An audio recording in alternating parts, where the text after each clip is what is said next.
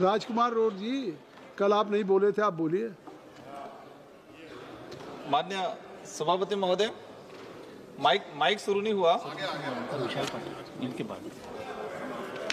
माननीय सभापति महोदय, यहाँ से आपका नाम ले लिएगा, माइक आ जाएगा। माननीय सभापति महोदय, आज आपने सप्लीमेंट्री बजट पर मुझे अपना वक्तव्य रखने का अवसर दिया, उसके लिए मैं आपको तहे दिल से धन्यवाद देना चाहता हूं। आपने कम समय में, क्योंकि कल हमें नाराजगी थी, कल पूरे दिन इंतजार किया और शाम अंतिम में आपने थोड़ा निराश किया, लेकिन आज उस निराशा का फल मुझे मिला ऐसा लगता है। माननीय सभापति महोदय, ये जो सप्लीमेंट्री जो बजट आया है और मूल बजट की अगर बात करें, मूल बजट पे भी सदन में चर्चा हुई, हमने भी अपनी बात रखी। मूल बजट में भी आज थी कि इस देश का जो गरीब तबका है, किसान तबका है, उनके लिए बेहतर कुछ आएगा।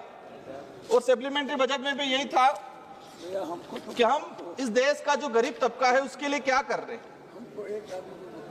140 करोड़ पॉपुलेशन जो है 2011 की अगर जनगणना के हिसाब से अगर बात करें, इसमें से 80% पॉपुलेशन मध्यम वर्ग या मध्यम वर्ग से नीचे गरीबी रेखा में, लेकिन इनके लिए इस बजट में कोई विशेष प्रावधान या विशेष योजना या विशेष बजट का प्रावधान नहीं हुआ। इस देश के अंदर आदिवासी बाहुल्य क्षेत्र की अगर बात करें, आदिवासी समुदाय की बात करें, 2011 की जनगणना के हिसाब से 10 करोड़ 41 लाख आदिवासी समुदाय है और आज अगर देखा जाए तो 13 से 14 करोड़ इस देश के अंदर आदिवासी समुदाय है। लेकिन इस तबके को राज्य सरकारें हो या केंद्र सरकार हो, किसी की भी सरकार हो, इस तबके को हमेशा नजरअंदाज किया जाता है। मैं आपके माध्यम से माननीय वित्त मंत्री महोदय से कहना चाहूंगा, आज भी आदिवासी बाहुल्य क्षेत्र मूलभूत सुविधाओं से वंचित है। हम बात करते हैं रोटी, कपड़ा, मकान, सड़क, शिक्षा, स्वास्थ्य।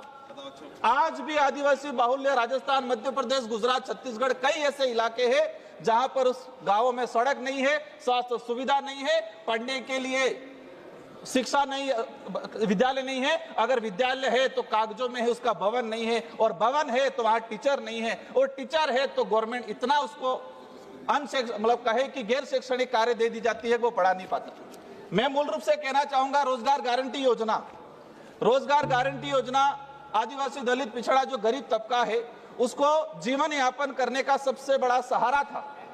अभी कहा जा रहा है कि जी राम जी लाया जा रहा है, 100 दिन से 125 दिन किए जा रहे हैं। मैं जानना चाहूंगा कि आज ये भाजपा सरकार आने के बाद मेरा संसदीय क्षेत्र बांसवाड़ा, डूंगरपुर सहित पूरे देश के आदिवासी पिछड़ा इलाका के अंदर कितने लोगों को 100 दिन का रोजगार दिया गया। माननीय सभापति महोदय, आपको जान के आश्चर्यचकित होगा, अभी कह रहे हैं कि 100 दिन से 125 दिन कर दिया, अच्छी बात है, लेकिन हमारे इलाके में पिछले 2 से 3 साल का जो डाटा है, औसतन मजदूरी दिवस, पूरे जिले की औसतन मजदूरी दिवस बांसवाड़ा में 35 कार्य दिवस, डूंगरपुर में 25 से 27 कार्य दिवस। मतलब बात करें मेरे जिले के अंदर 3.5 लाख जॉब कार्ड है, इसमें से मात्र 2500 लोगों के 100 दिन पूरे हुए, मतलब 1% लोगों के भी 100 दिन का कार्य रोजगार नहीं दिया गया, और कह रहे हैं कि 100 दिन से 125 दिन कर दिया गया। उस पूरे इलाके में रोजगार गारंटी योजना, गरीब की जो योजना थी, उसको आपने हड़पने का काम किया है। कृपया माननीय सभापति महोदय, कृपया समाप्त करें। माननीय सभापति महोदय, मैं अंतिम बात, 1-2 बात बिंदु रखना चाहूंगा। ये मेरा जो संसदीय क्षेत्र बांसवाड़ा है, बांसवाड़ा से एक स्पीच वायरल हुआ था प्रधानमंत्री महोदय का। उन्होंने कहा था कि आपका मंगलसूत्र चुरा लिया जाएगा, लेकिन ये बात आज सार्थक हो रही है। उसी की सरकार की देन की वजह से सोना इतना महंगा हो गया है कि आज गरीब तबके का व्यक्ति अगर अपने बेटे बेटी का शादी करा रहा है तो उस व्यक्ति को सोने का वो मंगलसूत्र नहीं ले पा रहा है, चांदी का जेवरात नहीं ले पा रहा है।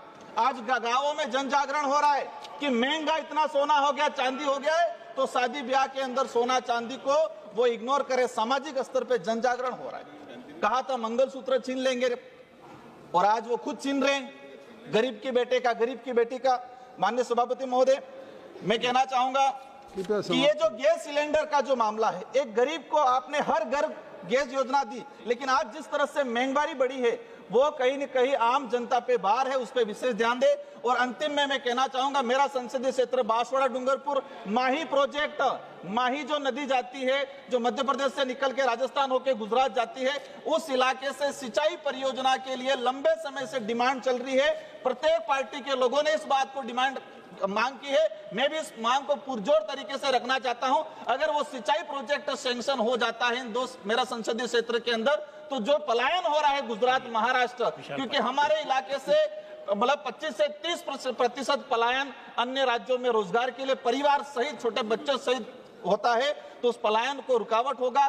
दूसरा, शिक्षा के क्षेत्र में आदिवासी बाहुल्य क्षेत्र के अंदर माननीय वित्त मंत्री महोदय आपसे अनुरोध है कि एजुकेशन ही उस समुदाय को आगे ला सकता है, तो एजुकेशन पे विशेष प्रावधान किया जाए। एजुकेशन के लिए आदिवासी एरिया जो है उसको आइडेंटिफाई करके अलग से स्पेशल बजट देके एजुकेशन के सेक्टर में उनको भौतिक सुविधा हो, टीचर हो।